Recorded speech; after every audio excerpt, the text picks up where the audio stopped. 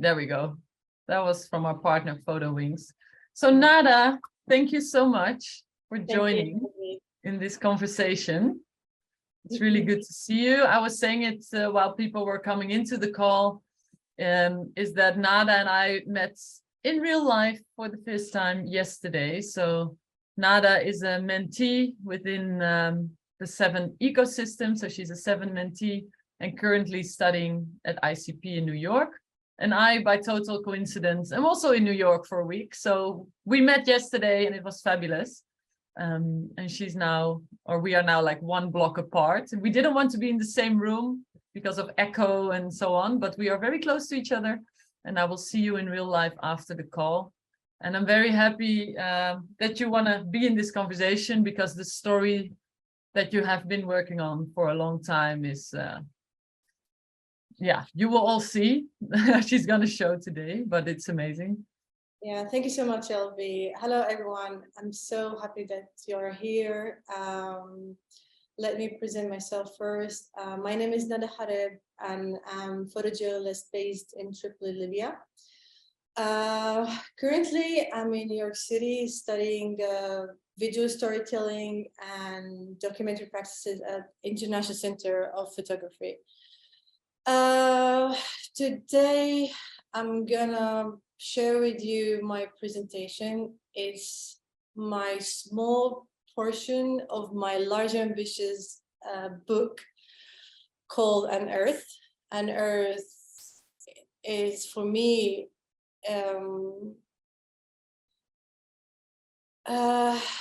it's like unearthing my culture, my homeland of Libya, myself as a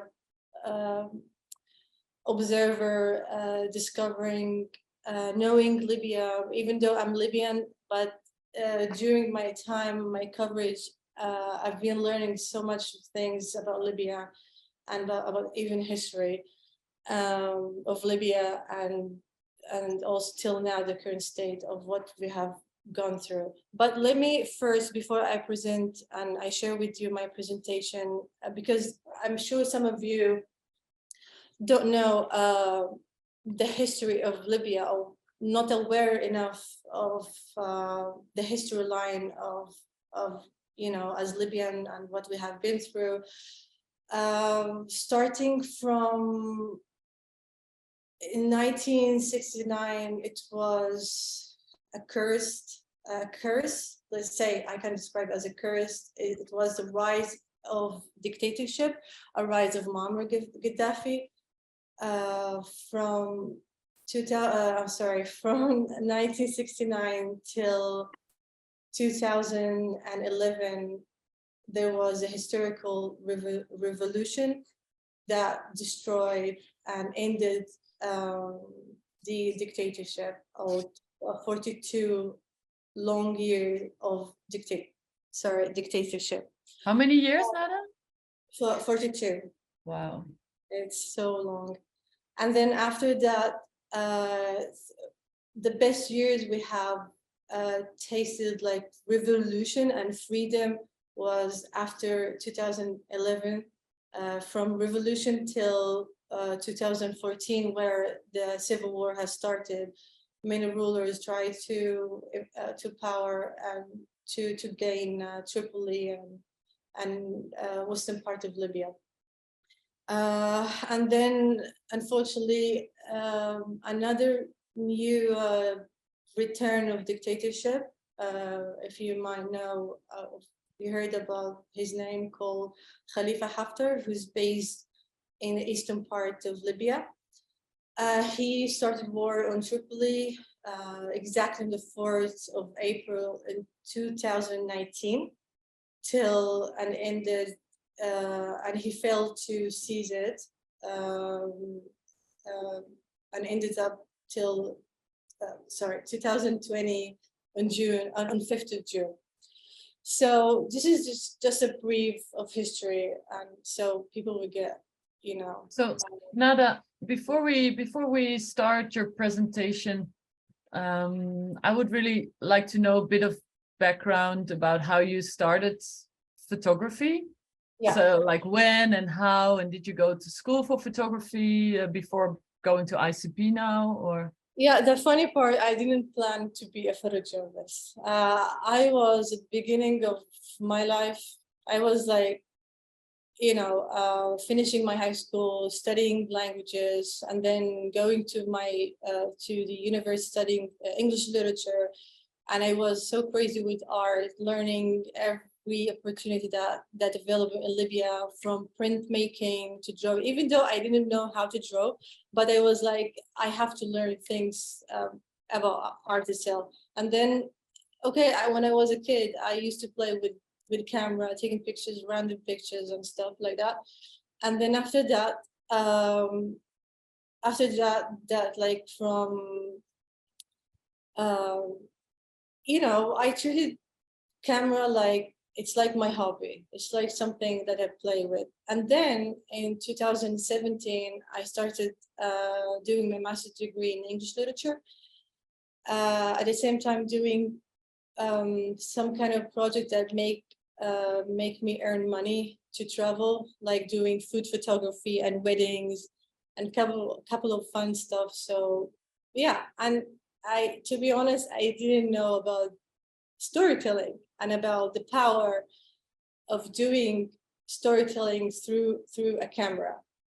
And then after that, I traveled to Italy to study 6 months Italian language, as I told you, that I was obsessed with the languages.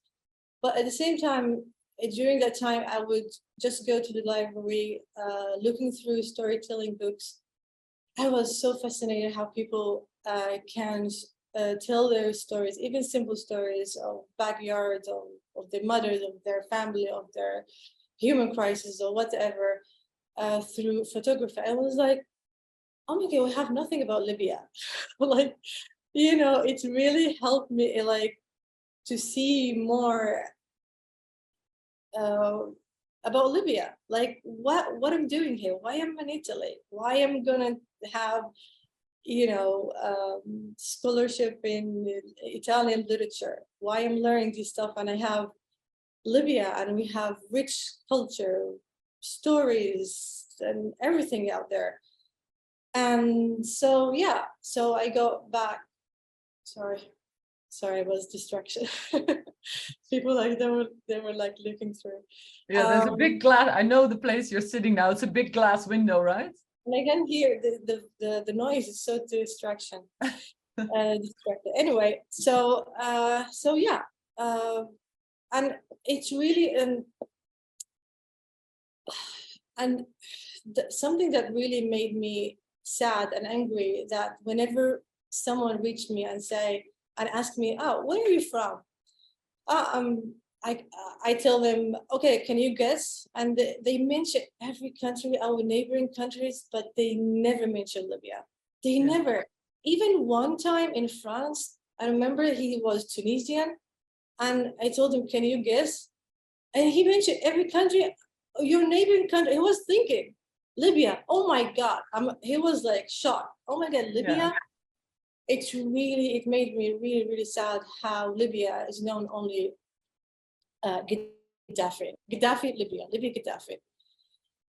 So I go back home. The first thing I did at the end of 2018, the first thing I did is to meet up with my cousin, and I told my cousin that I have to photograph you and with our tradition. And I can share my presentation, telling you, how I became a photojournalist or storyteller. Yeah. Can I share here now? Yeah, go ahead. There you go.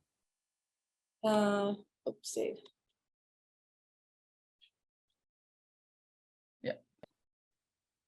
So yeah, sorry. So this is an Earth, as I told you, an Earth.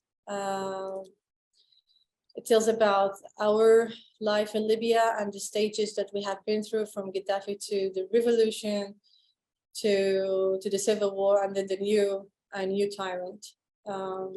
Yeah, and also it's a story. It's a collection of memories and childhood memories, and flashbacks, things that I have remembered, things that I've compared the life from the past to the present. So before Libya was to me like, before revolution, it was like a flattened life. We know nothing about. For me and many people I know, and many families, they cannot talk about human rights. They couldn't talk about the revolution. They couldn't talk about any change they wanted to do.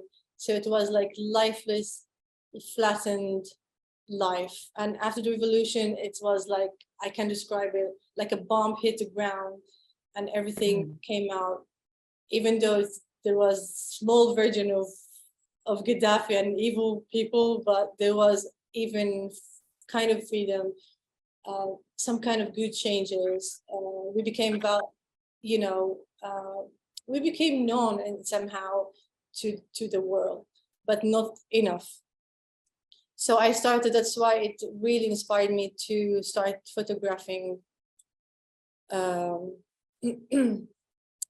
culture and our tradition. Like here in my hometown in Yifrin, I live in Tripoli, and Yifrin is in the southwest of Libya, and the distance between Tripoli and Yifrin is 130 kilometers away. So it's called Nefusa Mountain. It's a mountainous place. So I asked my cousin to celebrate our tradition and revive our Amazigh roots, our traditions with our tlaba, which tlaba is a woolen garment that woven by our grandmothers and inherited by them. And in each house, they have this kind of beautiful garment. And before revolution, for myself, I might represent many of my generation. We didn't value about our tradition. Gaddafi succeeded to make us not value or not be proud of who we are, of how diversity we have, how colorful life we have, like from Tuareg, Tabu, Amazigh, Arab, all mixed people around. So that's why it really motivated me to do so. So this is my cousin Mira here in Abundant House in Yifrin. And this is a portrait of her, of our silver jewelries, and yeah. How's this taken? Is this through a mirror? I don't quite. Yeah, it's a mirror. Sorry. I had this idea of because from the like in the past, the elders used to do a tattoo with Amazigh symbols. So I draw on the mirror, and it was like a reflection. And yeah, I took picture with the light on the right. It's a beautiful picture. Yeah, I think many people who know you through this. From the picture, yeah. And I think once I took this picture, it took me like for 2 months to show the pictures or to the world. I wasn't confident at all. Wow. One day I asked an Italian artist to share my photos with him, and he said, Nada, they're amazing. I was like, really? And he encouraged me to apply Vogue Photo. Vogue Photo. Yeah, Vogue Photo. There was like a submission you can submit from every Monday or every Wednesday, to share it with the judges, and if your picture is good enough, they will publish it in Vogue Photo, and they will make it as a photo of the day.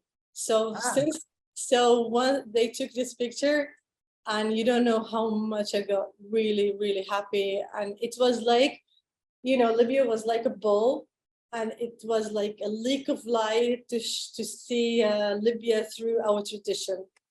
Beautiful. So, and it was with this, was it with this image or the previous one? Yeah, with this image, Okay. image. This one that, they took it as a photo of the day.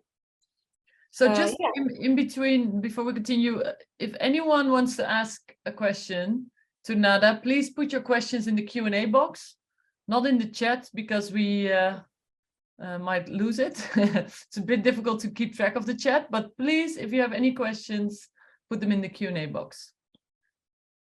Go ahead, sorry. Yeah, this is my homeland, the freedom. And then the next step, I was like, okay, I have to do something. I have to go further. I have to go to see the South. We don't know about Libya, even though among Libyans, they always say, oh, we Libya know each other, but unfortunately, we don't know. We don't know the life in the South. We don't know the life of other peoples in different cities. So I took the step. I went to work, women, amazing women, who helped me to go through this amazing land called Ubari. Although that time was so critical, so we went to this place by private petrol plane that was only for those who worked in a petrol and on the south. So it took time to go there, and yeah, it was so difficult. It took me like 2 months to go there. So I stayed for a week, and I had to leave because of the uncertainty and the security there. So yeah, unfortunately I wasn't that confident with my photographs, with my pictures. I took many photos, but because I was amazed how people and how the life was there. And that time I shared even my story, and even my Libyan, like my people, they were like, is this Ubari? Is this Ubari? We didn't know that. We didn't know that they have even different complexion, different color complexion, that we always think that they have only one color, So and also the way they dress up is different from the north. It's so they are so live, so colorful. I mean, costumes, and yeah. So how were you feeling during this, like taking these pictures? Does it always feel safe enough to photograph the things you want to photograph, or? No, the thing is, even though they invited me for lunch, for example, in this area, at the same time we had some security guards who were their cousins. Also, we couldn't go further because there were like militias everywhere, from Chad, from Niger, from it was really, really insecure. So yeah, and also I have noticed how life there, and of course, as you know, that the South, unfortunately, even during Gaddafi, it was ignored by the government of the North. During Gaddafi, during now, it's so poor there, no education, even though under their feet the petrol runs under them.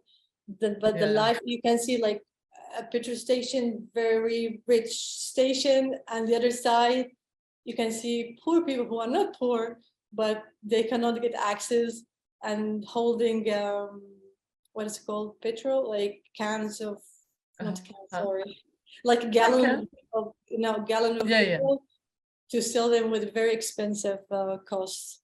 And so it's made really, really sad how the life was there.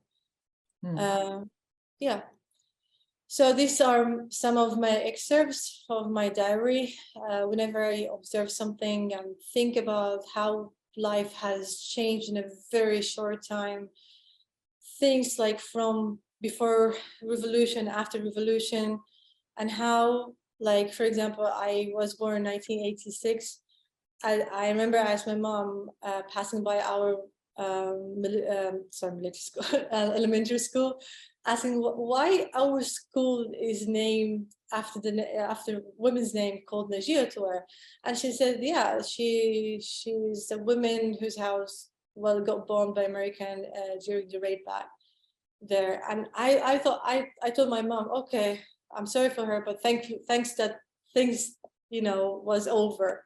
But we didn't know that we already have a problem. We already have a silent war, and after that revolution, and I'm very grateful about revolution, even though what is happening now is sad, but at least about your existence as a Libyan, as as a human being on Earth. And this is a picture of displaced family. She shared with me the picture of her of her and her friends wearing military uniform. We used to have, before revolution, we used to wear this kind of uniform, unfortunately. But in her generation, school, right? As a school uniform. Yeah, the school uniform. Imagine that, wearing my green military style military, yeah. And that's really unbelievable. Yeah, and like in their generation, they have been forced to learn how to use the army. That's so crazy. Yeah. We wore military uniforms, and their existence I were students no longer. This is why it made me write this one, because I had assignment with the Washington Post to photograph students during COVID and displacement after the war. And I noticed, oh my God, things have changed. How we used to wear military uniform, and now the uniform is so cute, These kind of things of, am I getting older? And it's just 10 years ago, Yeah, lots changed in a very short time frame. Yeah. Yeah. This is, I wrote this during the war from 2019, when Haftar invaded Tripoli, to 2020. And this is the uniform in my high school, and I don't miss it. So this is your own school, right? Yeah, it's my high school. I to be honest, I always have nightmare of the school. As I always have this nightmare that I would never graduate. It's so funny and sad. And I learned nothing from our education, unfortunately. This is his aim, Gaddafi's aim, to not learn and be ignorant and not knowing about the revolution and about being a human that has to learn. So what were they teaching you at that time when you went to school? Well, like for example, one of them was the Green Book, that with Gaddafi's ideology, and also with other subjects. But the teacher was still like okay. Before my generation, the education was very good. They taught them many educational storytelling history, but unfortunately with us here, they didn't teach us, like for example, the Andalusian time and heroic people who make such civilization. But in Gaddafi, he didn't want us to learn such a thing, or maybe the way they educated us made us not see, I don't know, not learning things. Yeah. That's extremely sad. Yeah, and yeah, extremely sad. This is a school. It was in the front line. This reminds me of Gaddafi time, how we were like lined up like a sheep, like knowing nothing about the world. Yeah. this is an unfortunate school. What I was an assignment to take pictures of schools, destroy the distraction, destroyed places, and it shocked me. At the same time, and also it was a makeshift of Haftar's forces, and also Wagner, paramilitary, a Russian paramilitary neo-Nazi group who were occupied here and planted the landmines. This school, and this Nada, sorry. the Dominic in the Q&A is asking if all those quotes that you have written, the beautiful quotes, you mentioned they were from your diary. Yeah. Are they also in a book now? Like, do you have a book printed of this work? No, not yet, but it's in my my diary, my journal. But I'm gonna work on my book now at ICP. We're gonna have a bookmaking workshop, so that's why I'm here. I brought out everything, like my materials, my coverage during the time in Libya. Yeah. So there will be a book, guys. So keep that in mind. This will be a book one day. Yeah, I also. So for everyone who's here now, watch that moment until it comes out, because you know what makes the work so strong for me is that it's part of your own story. You're not just, you're portraying others, and I know some of your other images as well. But I made this project as a window, or this book as a window for the people to see closely what I'm seeing. As simple as that. No filtration, just I saw this, I want to share it, and I hope people will understand what I've been through, what I've seen, and these experiences reflect also other Libyans or exactly. It's your story, but with a wider view on the country as well, right? The country, and also stories of people I met, and yeah. So Dominic says, thank you, and please send us the details when the book is out. Yeah, and good luck. Yeah, I will. Sweet. I feel like when I was in Italy, I saw this you know, when you saw a vision that you really want to make a book and you really want to make it, I have to do it, and it's a must. And I hope I'm gonna share it with Libyans also, and also with the world, to see what is Libya. And Libya, it's not only Gaddafi. Please forget about Gaddafi. Yeah, and this is a gravesite in Tarhuna. Tarhuna, as you might know, during Haftar's invasion on Tripoli, Tarhuna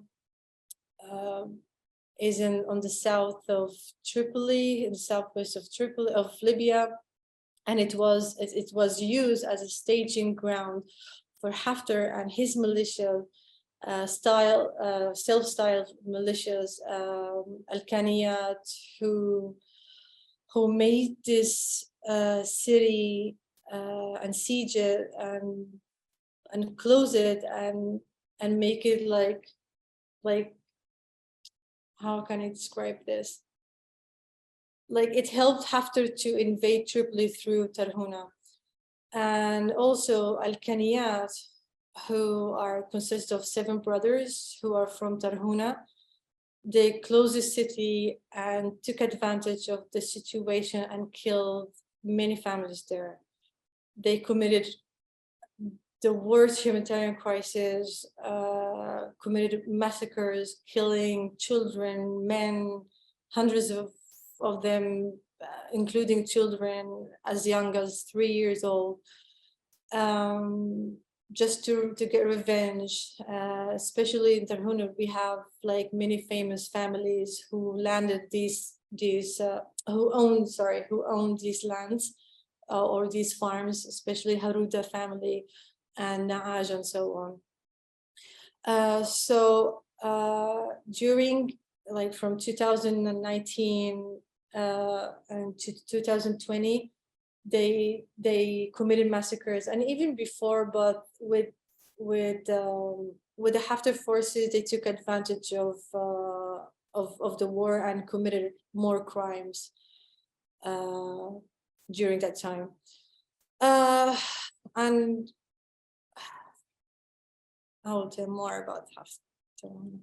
And please stop me if you ask me more questions. Yeah, and Tarhuna is just the distance from Tripoli and Tarhuna is just 92. So 92 kilometers away from Tripoli.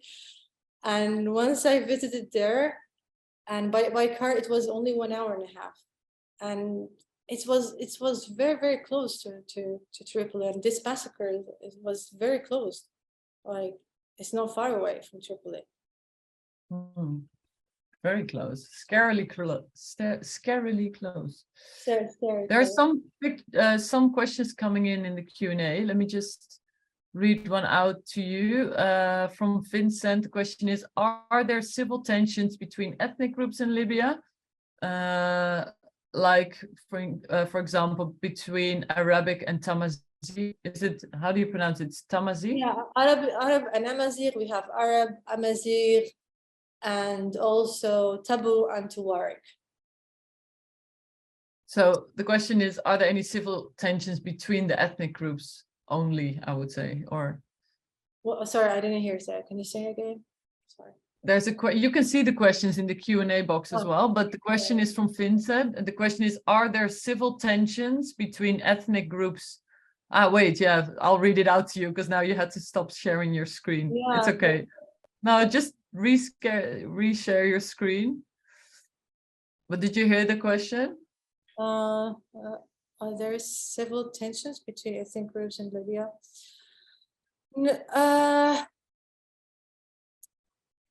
Well, no. Like, for example, during Gaddafi time,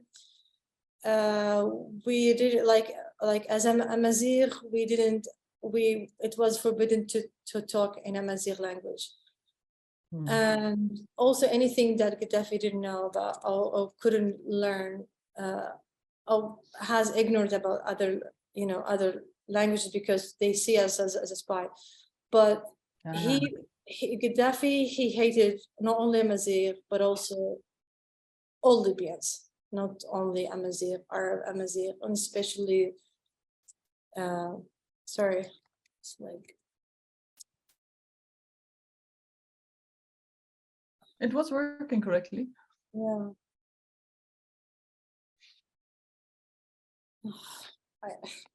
What's happening? Yeah.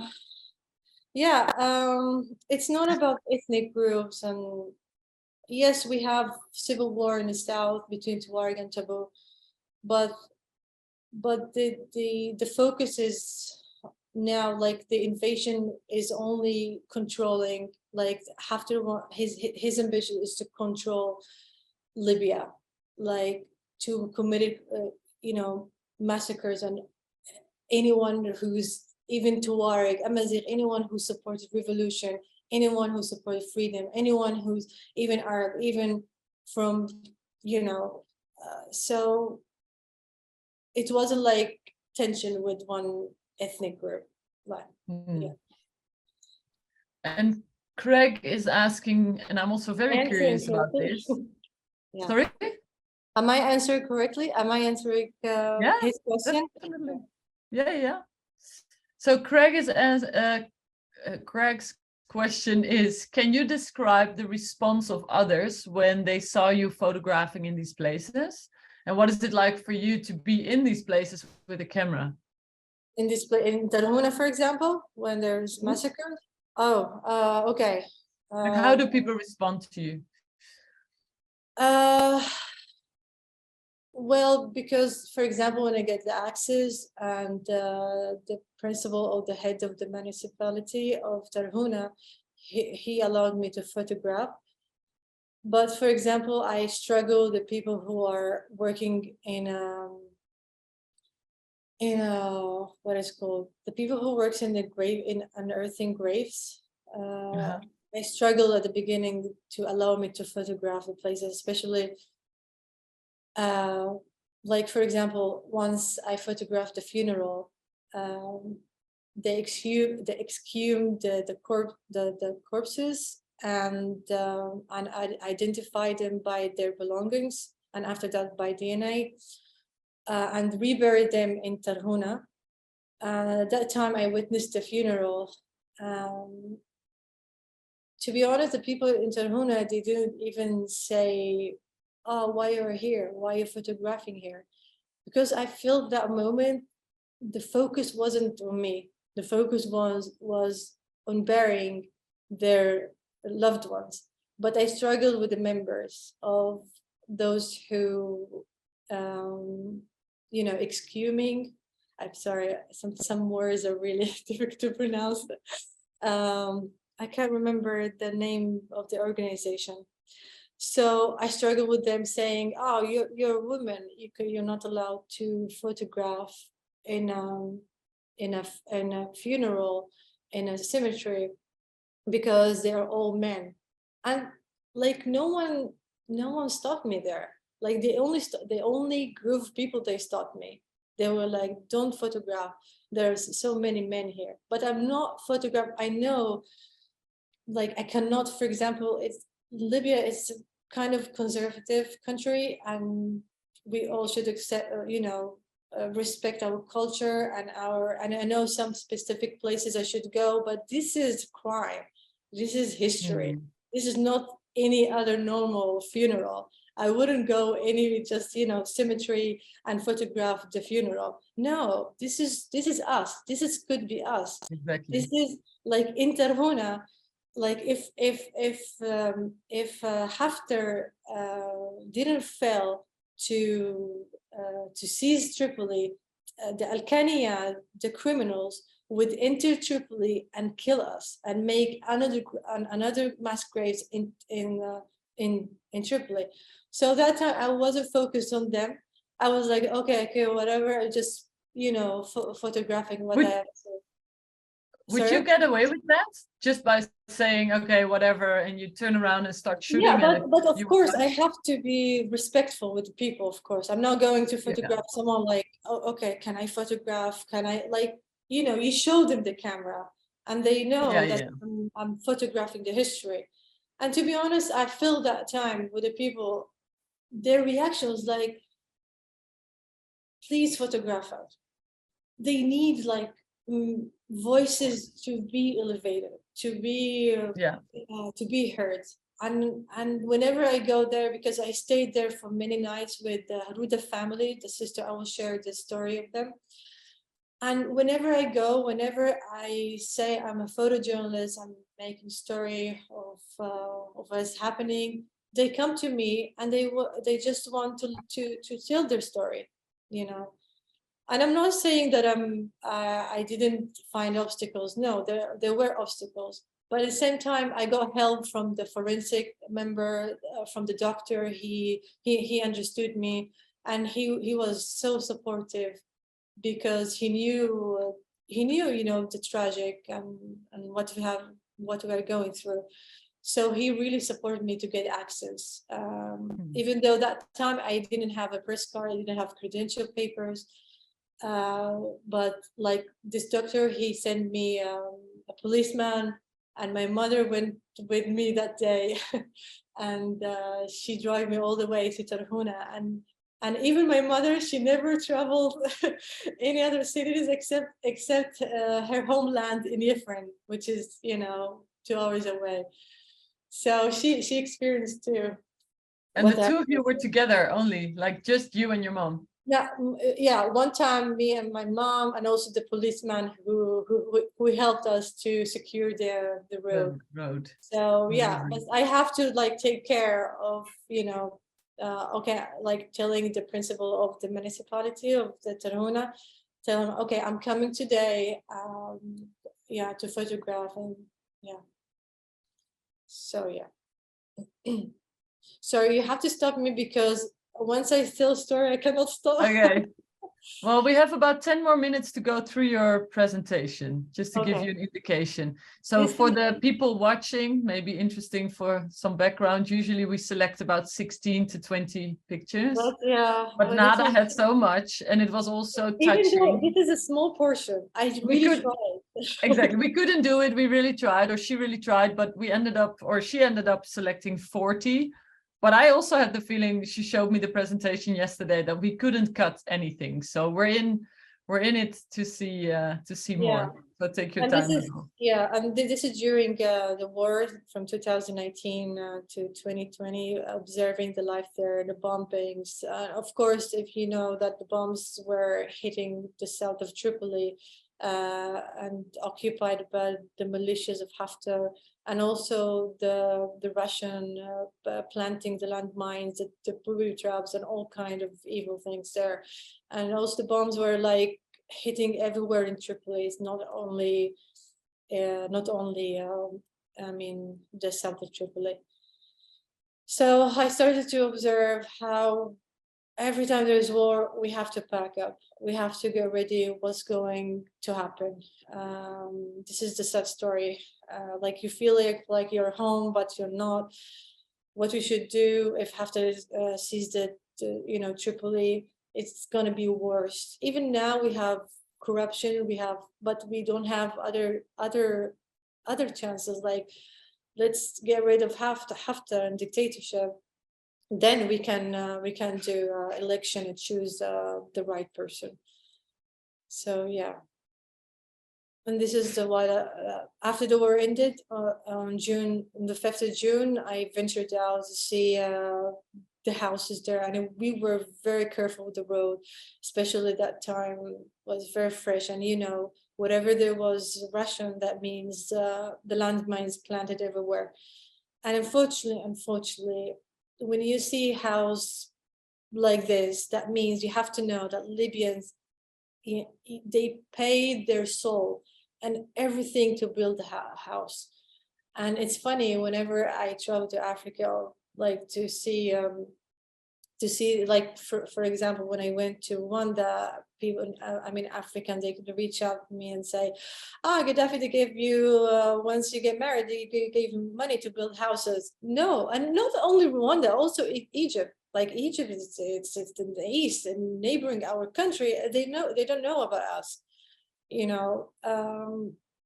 They think that we are rich, but the money was only for Gaddafi and their loyalists. And unfortunately, many people, once they go back home after the war in 2020, they got heart attack when they saw their houses like this, because it's family, it's everything.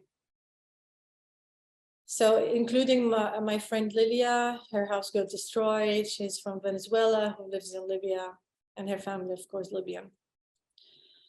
So this billboard, I don't know why it reminds me of Gaddafi. We used to have faces of Gaddafi everywhere with this billboard, but now no more.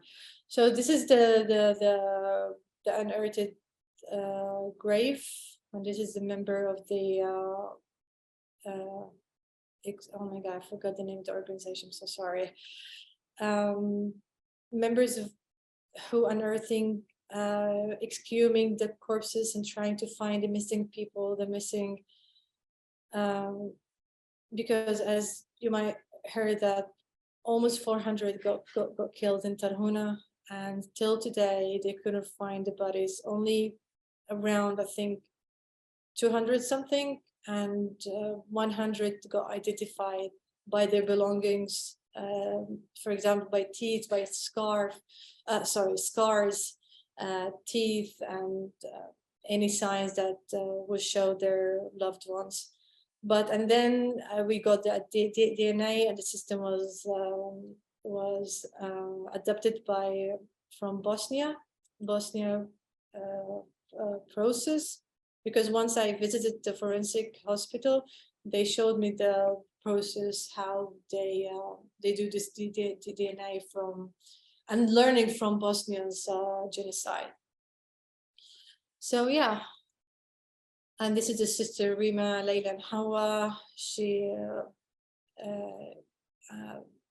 They are victims of the Al-Kaniyat massacres, and their two brothers is still missing. They got the sisters got identified and found in the graves, and three sisters still alive. They survived.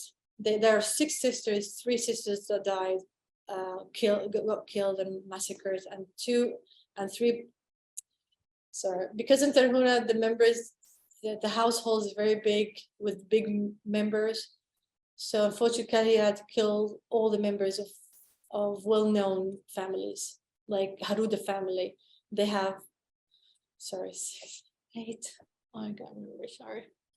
This is brothers and sisters. Yes, like 3 sisters. got died, 3 got massacred, and 2 brothers got massacred too, and 1 brother is in a prison, and 3 sisters still alive. But 2 brothers are still like missing. They don't know where their bodies. Yeah. Is this the grave of the 3 sisters we just saw? The 3 sisters, yeah, and they have been labeled them with the numbers. Numbers of the massacres committed. And this so is how did you get into this family? By chance. I went to the hospital, and there was like a display of the massacre belongings, and I asked the doctor, and there was a guard there, and I told him, listen, I really want to make story of the victims. Can you help me? I have no press card.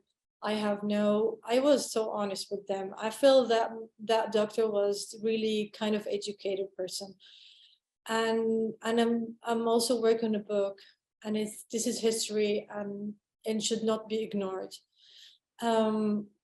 So he helped me. He was like, okay, go now. We have 17 corpses in the lab. Go inside and see them. I went inside. I was among them. And then after that, and that day was the funeral day. We burying these bodies in Tarhuna and some in Tripoli. Yeah. Yeah. So I got access from the people there, from the doctor and the policeman. And this is one of I stayed there because I really wanted to see more, to live, to see how's like to live in their shoes. Although I would never experience what they have experienced, of course, but at least to tell stories beyond the news reports.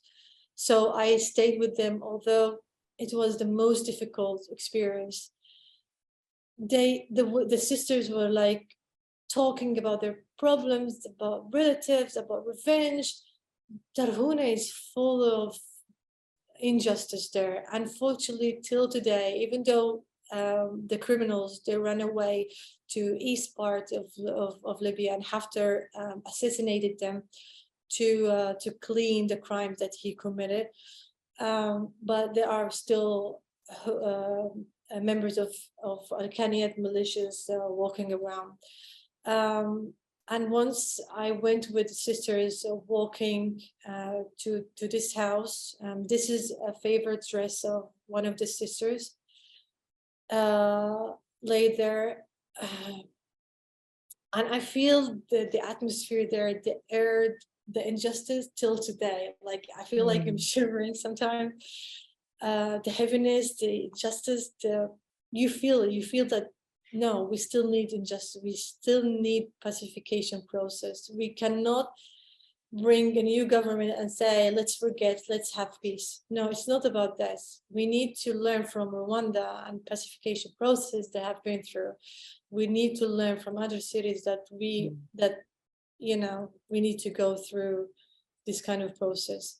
Yeah. And it's heartbreaking to realize how many people within one family lose, like siblings and parents. Like one family, they lost 7 brothers, 7 men. They have no men. Like I'm telling story, just 2 families that I've met. I'm not telling you stories of other family who lost all member of men.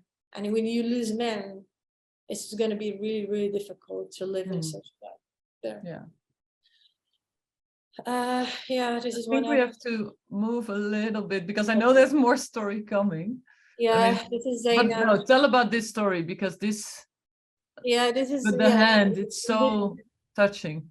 Yeah, even though they've experienced the massacres, and so they lost their relative, their 3 kids, and their father, and one kid got survived, witnessed the death of their brothers in front of him, and he was only 9 years old, and he's still recounting his story, and it's sad. When you see, whenever you see a kid telling a story of the society, you have to know there is a big issue and there is no justice because the kids know better than the adults.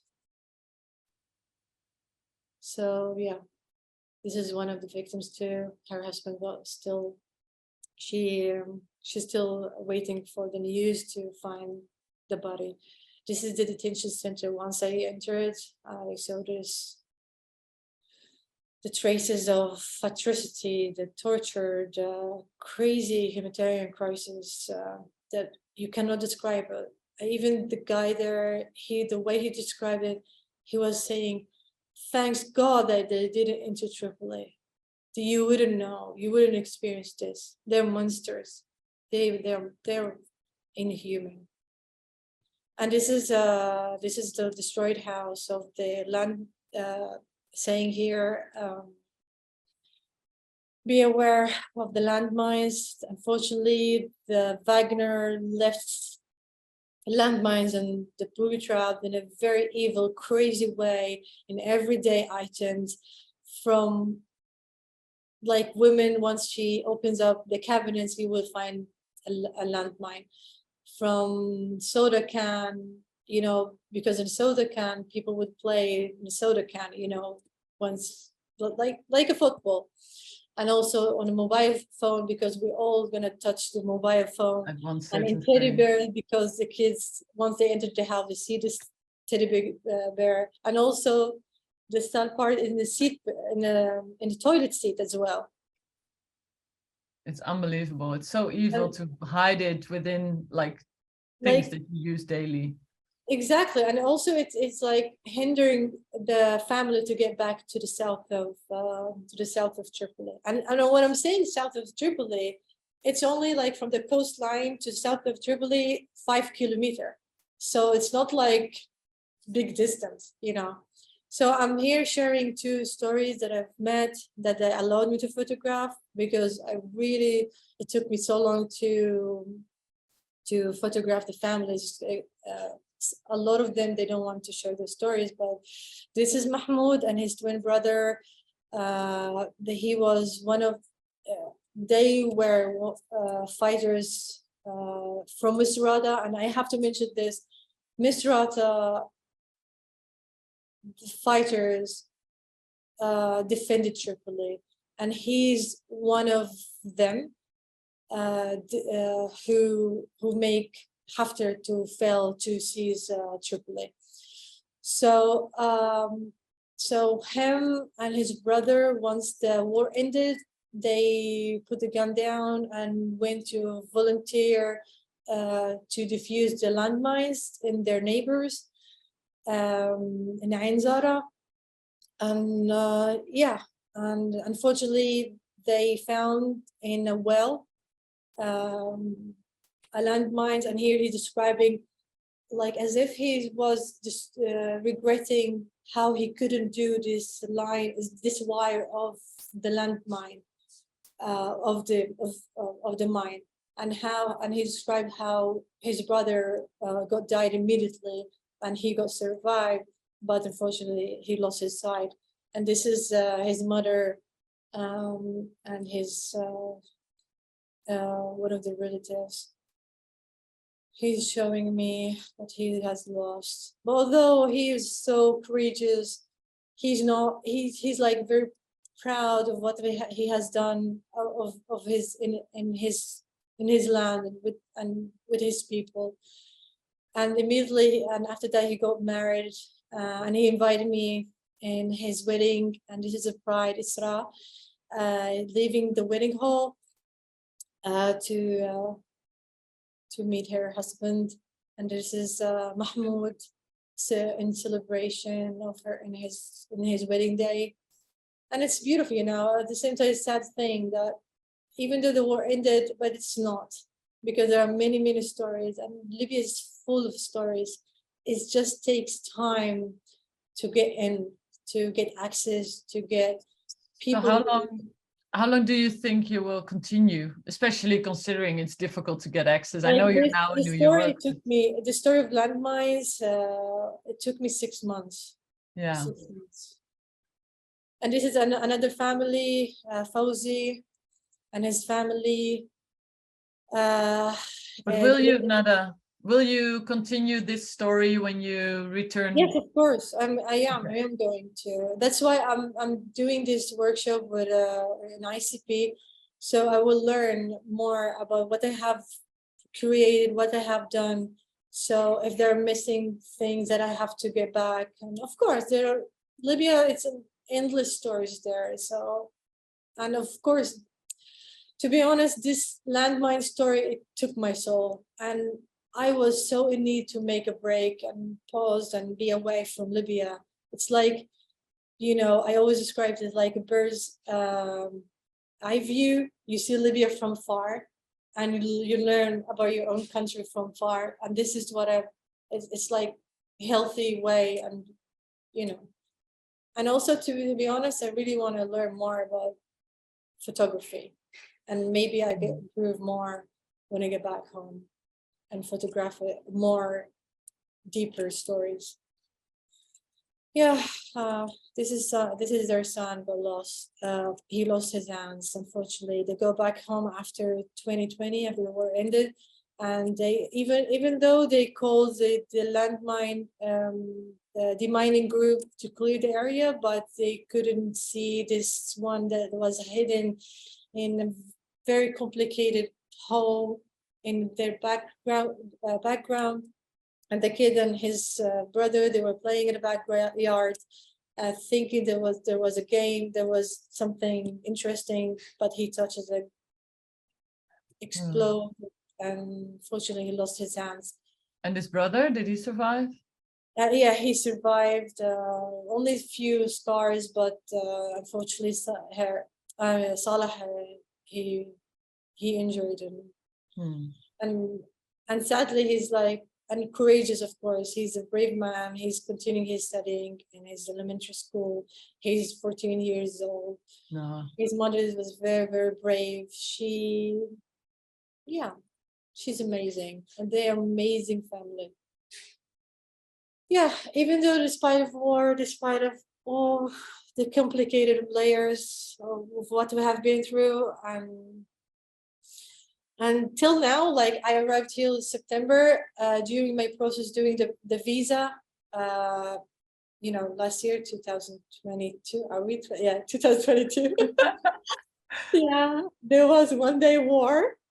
Yeah, we were on the phone then. Unfortunately, it's endless thing. Unfortunately, it's like calm wave, and then suddenly war. It rises. Do you always have this in the back of your mind, that these things can happen, that it rises again? And yeah, of course, yeah. Because there is no justice yet. There is no pacification process. If you do such a thing, we would never have a solution in Libya. And also other complicated intruders with dictatorship still occupying the eastern part and south of Libya. And yeah, it's difficult. Even I myself am learning about Libya, seriously. So I'm trying to convey what I'm seeing, what I've experienced. And this is me in my homeland, self-portrait, and my mother helped me because my tripod, I broke it, and she was, she pressed the button, and she's really good photographer too. Yeah, she did very well. It's a beautiful portrait. Yeah, well, thank you for sharing this. If you can unshare your screen so we can see you, like you big in the screen. It's in the bottom of the screen. Yeah, there you go. Oh my God, 1 o'clock. Okay. Yeah. It's time flew by, but we have 2 questions coming in the Q&A, and thanks for, for sharing your story. And I can imagine, and I can feel, and I also know you well enough to know that it really is a sensitive subject for you. Thank you, coming from Jamie. Libya. Yeah, so let me see, where did I clicked, I closed. So thanks for being so open about this, Nada. Oh, thank Wait, you for where the Q&A, I don't know where I put it. Oh, here. to share. Yeah, of course. No, we're happy you want to share it with us. So there's Stefan's question. I'm gonna cut it in two a little bit because we went over time, so we have to round it off. But his last question is, was there any challenges for you being part of the story and being so connected with your story? Yeah, there are challenges, of course, in terms of getting access. I depended on people, I depended on time, I've been so patient, and also patient with the people, especially, okay, I know the sensitivity and the dangers of the difficult environment out there, but also I was facing also the social rumors, like, oh, she's Libyan, she's on her own, she's photographing in these places, and it's like you have to get used to this. Even though I got really help with whether women, men, but at the same time there are people who really obstacle my journey. But I always go back. I always take time, and I depend on the days. Like, okay, today I bet it's gonna be a better day. No, that's a good way of looking into this. Yeah. There will always be pushback, and I think maybe even you yeah, being in Libya even more, maybe. Yeah, and also like during my coverage with the landmine, I got access. I got a press card because I started working with the Reuters and the foreign media department. They don't believe in Getty Images or any other publication, but only Reuters. Those medias are like very famous there, even during Gaddafi, and they were like, okay, you're with Reuters, okay, then you have access. But even though you have press card, sometimes it's better to not showing your press card. Yeah, it depends the situation, the people, on the days, on the on a lot of things. So Vincent saying, congratulations for this work. It is very difficult to visit these areas and to interact and work with people who had such difficult experiences. Thanks, Vincent, for Thank you. watching. There's one last question from Arki. It's, your images look very consistent, even though they are shot in different lighting conditions. Could you talk a little about your style of photography and post-processing?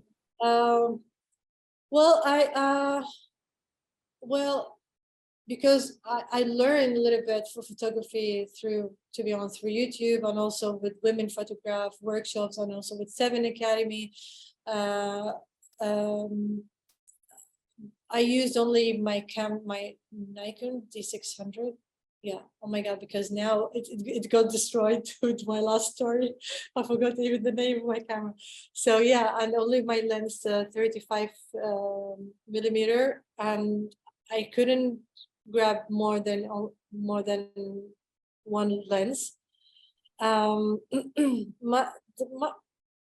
don't know, my style is like, I try to be in the eye level. Like, I try to be as, I don't know how to describe it. Like, I'm trying to make the camera as if they are my eyes. Like, with the post-production, I only like use Lightroom with the light and a shadow. But other than that, I try to capture what I see without any filtration or without any other, like there's no, yeah, that it's the real representation of what you want to But now with ICP, to be honest, I'm learning a lot of stuff. It's so lightning and the shadow. And I was like, oh my God, I didn't know about all of this. So yeah, and it's very, very important to learn a lot of styles, because sometimes you need to learn different techniques, different styles to convey stories with different and powerful way. So that's what I mean, you have your own style, or it's good to have your own style, but to learn other people's styles or other ways of photographing can be very helpful if you have stories that... Yeah, because I'm like, you know, all photographers struggle to find their own style. I just, you know, try to be as at the eye level as I can. Yeah. Thanks for sharing that. So a last question is from me, and then we really have to round off because we went a little bit over our time, which I think was worth it very much because you shared so much, and I'm happy you didn't take too many pictures out of the series because it was really powerful to watch. So my last question for you would be, where do you hope to be within this industry in the future? Far, like which publications do you want to work for, if you could? To be honest, so far all my focus is on the book. That's my focus right now. All of my materials, how I can present my work, because it's like your babies and you have your responsibility to lay them down, and how you make the book very impactful for other photographers, even Libyans, to encourage them to make, even though Libya is a very difficult place to photograph, but you can do it with patience, with like you know, oh, this is Nada, she's Libyan, she's not with any like certain publication or media or whatsoever, although I work with Getty or I work with Reuters, but you know, oh, she's just civilian, she's just Libyan, she did this, and we can do this because Libya needs more stories to be told by different photographers or storytellers. Yeah. I hope your book will help to show people that these stories need to be told. And I think by looking at the chat, there's a lot of praise for your work in there.